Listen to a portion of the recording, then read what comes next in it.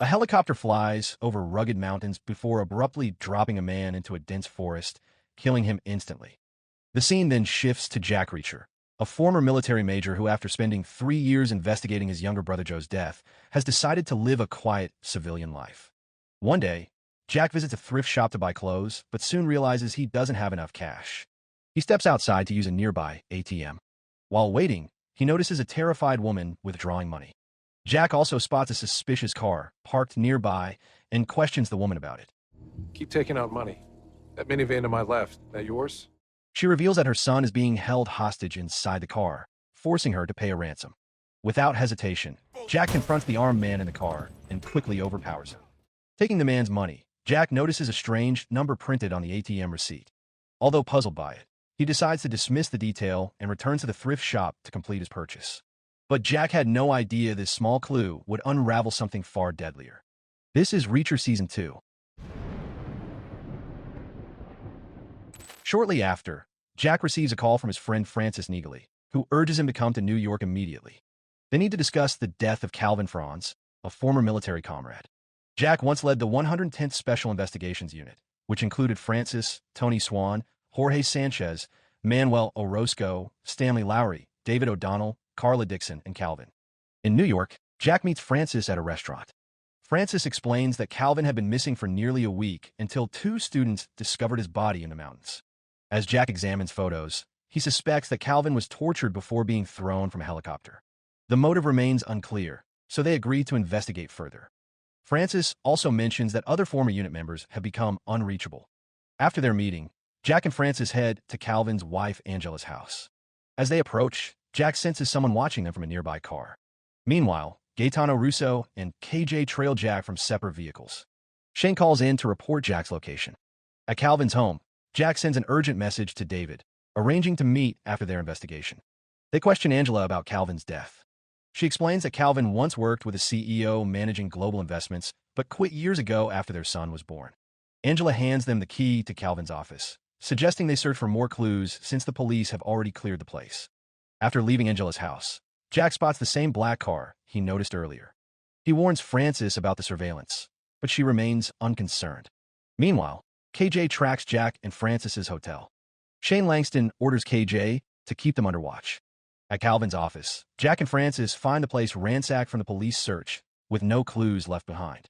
Francis notices that the key fits a public locker at the nearby post office. Suspecting Calvin stored something important there, they rush to the post office only to find it closed. They decide to return the next day. The story shifts to a man known as AM, traveling under the name Adrian, arriving at Los Angeles Airport. After passing inspection, he burns his passport in the restroom and meets 2 men at a secret location to obtain a new identity. To protect his true identity, AM kills them both.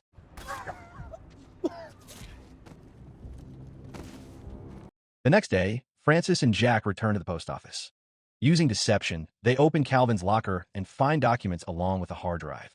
Back at the hotel, they discover Francis's room has been ransacked, likely by the same person who trashed Calvin's office. As they prepare to investigate further, they catch David, who insists the mess was already there when he arrived. Later, Francis tries to open Calvin's hard drive, but finds it requires a password. They guess Jack's name, someone Calvin admired, and gain access. Inside, they uncover lists of names marked with the initials AM and some complex numbers. David suggests getting Tony's help to decode the files. When they arrive at Tony's house, they find only his dead dog. They suspect Tony has been killed since he would never abandon his pet. Jack becomes increasingly convinced someone is targeting former members of the 110th Special Investigations Unit. As they leave Tony's house, Jack spots the car he suspects is following them. He confronts and knocks out the driver, discovering it is Russo, a New York police officer investigating Calvin's death. Realizing the police are now after them, the 3 decide to leave the hotel and find another car to avoid being tracked. Back at the hotel, Jack meets Carla, who has just finished a mission in Texas. Using Carla's fake identity, Jack rents a new car so they can continue their search for Calvin's killer before the New York police catch up to them. Later, Carla helps analyze Calvin's hard drive data, which remains difficult to understand. Jack suspects the initials AM belong to the person eliminating former unit members. Meanwhile, unseen, KJ follows them toward Atlantic City and informs Shane, who orders him to kill Jack and his friends immediately. Over the tab. I just want them dead by tomorrow. At Jorge's office in Atlantic City, Jack and his team find the place ransacked, discovering only a photo of Jorge with a woman named Milena. They head to a bar to find Milena, but several bartenders try to stop them, leading to a fight. Meanwhile, Milena attempts to escape, but is caught by Carla and David outside. Shortly after, Milena explains that KJ, described as a man with a facial scar, recently asked her about a digital storage device left by Jorge. She reveals that Jorge had come to the bar with Calvin and Manuel, but disappeared after receiving a call about the number 650 with a price of $100. Jack begins piecing together the significance. Jack and his team visit the casino where Jorge and Manuel worked, suspecting they investigated a $65 million gambling fraud. The casino director, Wright, denies any fraud but agrees to help them learn more about Jorge, Manuel, and the suspect AM. Wright offers them a place to stay overnight. Unable to sleep, Jack and Carla return to the casino to play, but spot KJ watching them. They leave quickly, but are ambushed by men stalking them. Using their special forces skills, Jack and Carla defeat the attackers and call Shane from one of their phones. Shane panics after hearing of their defeat.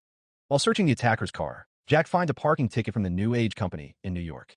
Jack is injured during the fight, and Carla, who has feelings for him, tends his wounds. The next morning, AM meets a man who tells him that weapon 650 will be delivered by GPS-tracked truck. Meanwhile, Jack and his team meet Wright again. Wright reveals that AM is not registered at any city hotel and that Jorge and Manuel were found dead in New York, with no evidence of a gambling fraud mission. Carla suspects that all their friends' deaths are connected to the New York case. Earlier, Calvin was tortured by Shane and his men, but refused to give information despite threats against his colleagues. Frustrated, Shane ordered Calvin to be thrown from a helicopter into the mountains. Before falling, Calvin warned Shane that Jack would retaliate. Back in the present, Jack buys weapons and disposable phones for his team.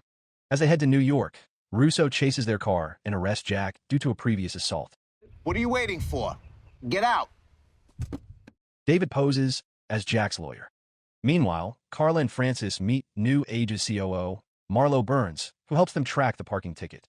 The car belongs to Trevor Seropian, a facility manager. Marlo gives them Trevor's address for questioning. At the police station, Russo admits frustration with Jack's group investigating Calvin's death, but agrees to cooperate since Jorge and Manuel's deaths are connected. Russo shares a terrorism report listing Azari Mahmoud, an arms broker with the initials AM. Jack suspects Azari, but remains unsure because several names share the same initials. Russo mentions Alexander Markopoulos, who recently bought a flight ticket to New York and plans to arrest him. AM, already at the airport, realizes his cover is blown and calls Shane to report. Shane orders him to find another way into New York without identification. At the hotel, Carla and Francis analyze the random numbers from Calvin's files, suspecting they represent total working days over 7 months, possibly linked to a cargo shipment. Hours later, Jack and his team visit Trevor's address, leading to a shootout. When Collins tries to escape, Jack chases him, but Collins dies of a heart attack. They learn Collins works at New Age. Russo warns Jack not to interfere with the police investigation. Jack explains they came to Trevor's house after Marlowe's tip and reveals all involved are connected to New Age. He suspects these people are New Age hitmen targeting the 110th unit. Russo admits Alexander escaped and is unlikely the real AM.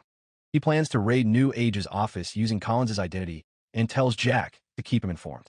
Ignoring Russo's warning, Jack and his team break into New Age's office at night, seizing files within minutes. Among them, they find a photo of Tony with Shane and other New Age employees linked to attacks on the 110th unit. The next morning at the New York police station, Russo faces harsh criticism from his superior, Drew Marsh, over the slow progress of the investigation that allowed a break-in at the office. Marsh suspects Jack was behind the unauthorized search and orders Russo to investigate him. However, Russo trusts Jack and believes he was not responsible, since Jack had warned the former 110th unit members. Meanwhile, Jack and the team meet at a restaurant to discuss Tony's ties to New Age. Jack doubts Tony's involvement in any crimes, but Francis suspects Tony disappeared intentionally after the deaths of his colleagues, even letting his dog die to avoid suspicion. David presents a list of New Age employees, led by Shane, and suggests that Shane ordered hits on the 110th unit. Marlo, another New Age staffer, also raises suspicion. Francis uncovers emails exchanged only between Tony and Marlowe about an album called Little Wing. The sixth track is called Little Wing. Jack recalls that Little Wing is New Age's top secret federal defense project, backed by the corrupt Senator Lavoie. David plans to dig into Lavoie and his legislative director, Daniel Boyd. A flashback reveals the 110th Unit's heroin bust. Jack notices a missing heroin package from Tony's vehicle, which Tony claims slipped during transport. Francis and Carla suspect Tony tried to hide the heroin to resell, but was forced to hand it over when Jack rechecked his car. They believe Tony wouldn't risk the Little Wing project for profit, though Jack remains uncertain. In Denver, AM meets cosmetic surgeon Manuel L. Zogby for facial surgery to aid his mission, but abruptly kills him and assumes his identity. In a manner of speaking. David uncovers dirt on Daniel Boyd's criminal past. Jack and the team plan to lure Daniel out to reveal details on Little Wing. Russo calls Jack, scolding him for the unauthorized search. Jack blames Russo's slow response to Calvin's death and promises to send lists of New Age security personnel. Jack's team prepares to head to Washington, D.C. Before leaving, Francis and Carla find Marlowe's house empty and messy, as if it was abandoned suddenly. At a Washington fundraiser, Daniel appears. Francis surveils from afar, while Carla tries to get close. Jack and David watch outside, reviewing the puzzling numbers from Calvin's files. Jack notices 650 as a key difference in the sequences, but still cannot decode it. Carla seduces Daniel with heroin at her car. Just as he uses it, Officer Finley, Jack's old friend, arrives and pretends to arrest Daniel. At the station, Jack poses as an FBI agent while David pressures Daniel during interrogation. Under pressure, Daniel reveals that Little Wing is anti-missile software for commercial planes, supported by Senator Lavoie through favorable laws. New Age operates two headquarters, software in New York and hardware manufacturing in Denver. Armed with this information, Jack and David plan to visit the Department of the Interior, where Jack's brother worked, seeking info on AM before heading to Denver. Francis and Carla are assigned to the Denver site to secure the missiles. On the way to Denver, the team is ambushed by a motorcycle gang. They fight back, defeating the attackers.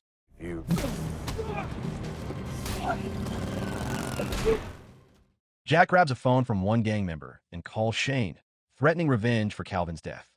The next morning at David's house, he urges his family to leave for safety and avoid trackable social media.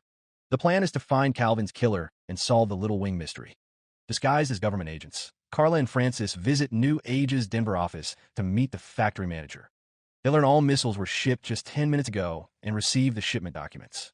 At the same time, AM's men hijack the missile delivery truck, killing the driver. AM calls Shane to report the seizure, and Shane promises to obstruct anyone threatening his operation. Carla and Francis arrive at the hijack site. Gunfire erupts, but they fight off the attackers. The leader escapes with a missile truck. Meanwhile, Jack and David have not yet identified the real AM.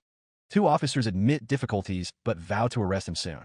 Jack overhears this and warns he will kill AM if he catches him first. After leaving the interior, Jack and David receive word from Francis about the stolen missile truck. Francis and Carla had hidden nearby to avoid police detection. Francis reveals Tony is likely alive, proven by shipment documents signed by him. Jack doubts Tony's guilt despite his teammates' suspicions.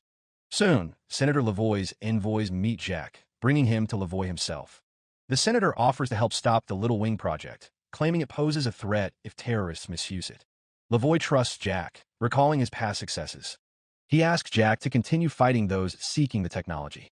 During their talk, Jack gets a call from David saying Calvin's funeral is set for the next day. At the funeral, Francis and Carla inform Jack and David about the missile hijacking. They suspect the stolen missiles are hidden somewhere hard to trace. Jack predicts all involved in Calvin's murder will meet there. Jack confronts Russo, suspecting him of leaking their location to the motorcycle gang.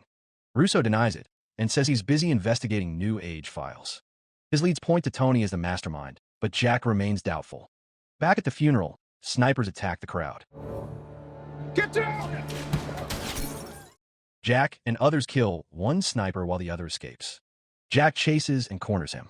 The sniper admits being hired by Swan, who will pay him that night. At dusk, Jack and Francis bring the sniper to an abandoned building for payment. As the sniper enters, an explosion kills him. David grows more certain Tony is behind Little Wing, but Jack still doubts Tony's involvement or ties to New Age. Shortly after, Russo reports that the explosion was caused by a professional device and reveals they found Marlowe's abandoned car north of Manhattan. Jack and the team rush to the scene, but find no sign of Marlowe. They check a nearby mini-market security footage and see Marlowe hurriedly buying supplies while her daughter Jenny plays a Nintendo game. They return to Marlowe's house to track Jenny's IP address for clues. While Francis works on tracking Marlowe, Jack decides to rest briefly. Meanwhile, AM parks his car, but is stopped by a female police officer who asks for his ID. When she discovers it is fake, AM kills her to avoid trouble. We'll have you out of here shortly. Russo visits Drew's house, confronting him about betraying their location to New Age, which led to the gang attack. Drew admits he was forced and paid by Shane. He warns Russo to accept Shane's offer if approached, describing Shane as ruthless to all enemies.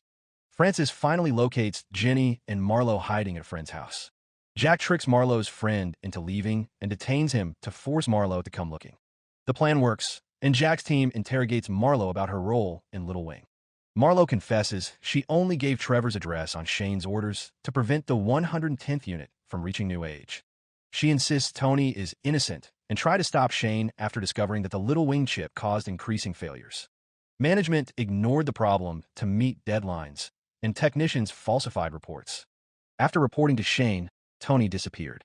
Marlowe found Tony's fingerprint on missile shipment documents, leading her to believe Tony is alive but held captive as a scapegoat. She claims she isn't part of Shane's gang and only acted to protect herself and Jenny. Jack asks Marlowe to lure Shane into a trap. Marlowe calls Shane, claiming to be hiding from Tony's friends. Shane agrees to pick her up. Jack entrusts Jenny to Russo, who plans to leave town before Shane's men arrive. At the meeting spot, Marlowe waits while Russo drives with Jenny, but is ambushed by Shane's men. Cornered, Russo calls Jack for backup. Shane realizes the trap when he sees Marlowe on the phone and cancels the pickup. Jack arrives and kills Shane's men, but Shane escapes by helicopter, firing at Jack as he boards. Russo shields Jenny and fights Shane's men alone. Francis and Carla arrive, but Russo is fatally shot. Jack plans to hide Marlowe and Jenny in Buffalo, the safest place unconnected to him. Carla and David prepare their escape, while Jack and Francis confront Drew, who tries to flee with Shane's money. Jack corners him with a gun. Drew denies knowing Shane's missile sale location and points Jack to Grant, hospitalized after a failed attack on Jenny. Drew tries to grab Jack's gun, forcing Jack to shoot him. David and Carla escort Marlowe and Jenny safely to Buffalo. At the hospital, Jack and Francis disguise themselves as nurses to enter Grant's guarded room. Jack threatens Grant to reveal Shane's plans. Cornered, Grant says Shane will meet the missile buyer soon, but does not know where. Jack secretly poisons Grant, who later dies. From Gaetano Russo. No. As they leave, they spot a Shane henchman disguised as a nurse attempting to kill Grant. Francis fights him, and Jack kills him. Using the henchman's phone, Jack calls Shane to inform him of the failure. Shane reveals he captured Carla and David and orders Jack and Francis to meet him. Jack lies, claiming Francis is dead, prompting Shane to demand Jack come alone. Jack contacts Senator Lavoie, asking for backup to confront Shane. That night, AM secures 650 land missiles ahead of his meeting with Shane. Jack and Francis stake out Shane's heavily guarded headquarters. Francis worries about Jack sneaking in to save Carla and David, who are tied up and tortured. Jack enters to confront Shane, finding Carla and David bound to clinic beds before a planned helicopter drop. Handcuffed, Jack learns Francis is alive, enraging Shane, who beats him and demands Francis's location. Jack remains silent while Francis disables guards and confirms backup with Lavoie. Shane reveals his plot to frame Tony for Little Wing's failures, showing Tony's mutilated body as proof. He orders Carla and David taken to a helicopter for execution, mirroring Calvin's fate. Jack retrieves a tool, picks his cuffs, and attacks Shane's men. Lavoie's backup arrives covertly. Francis traps a corrupt cop and stops the helicopter pilot. Shane's men are picked off one by one. Shane tries to escape by helicopter with David and Carla. Jack clings beneath the helicopter, fights Shane and his men, and saves Carla from falling. Cornered, Shane begs for mercy, promising to reveal his meeting with AM. Jack throws him from height. Jack and his companions force the pilot to reveal Shane and AM's meeting place. The pilot leads them to a remote house where an engineer prepares to teach AM missile chip installation. Shortly after, AM arrived at the engineer's house but was caught off guard as Jack's team swiftly took out his men. Cornered at gunpoint, AM admitted he was only the buyer of the Little Wing missiles. Before he could reveal more, Jack and his team opened fire, killing him. They recovered a suitcase containing $65 million belonging to AM. Soon after, Jack and the others questioned the helicopter pilot and the engineer. Both claimed no knowledge of the Little Wing project. Jack ordered them to leave immediately. Once aboard the helicopter, Francis seized a Little Wing missile and destroyed the aircraft in a powerful explosion. Meanwhile, Senator Lavoie's troops arrived, but were ordered by Lavoie to eliminate Jack and his team. However, Jack had anticipated this move and secretly arranged for the Department of the Interior to arrest Lavoie's men. Lavoie himself was soon taken into custody for his role in the Little Wing project. You've got the green light. The series concludes with Jack and his team distributing the $65 million to the families of Shane's victims. After defeating Shane, Jack gathers with his 3 companions and declares his intention to continue traveling to new places, leaving the past behind. So the moral of the story is if you see weird numbers on an ATM receipt, don't ignore it. It might lead to helicopters, missiles, and a suitcase full of cash.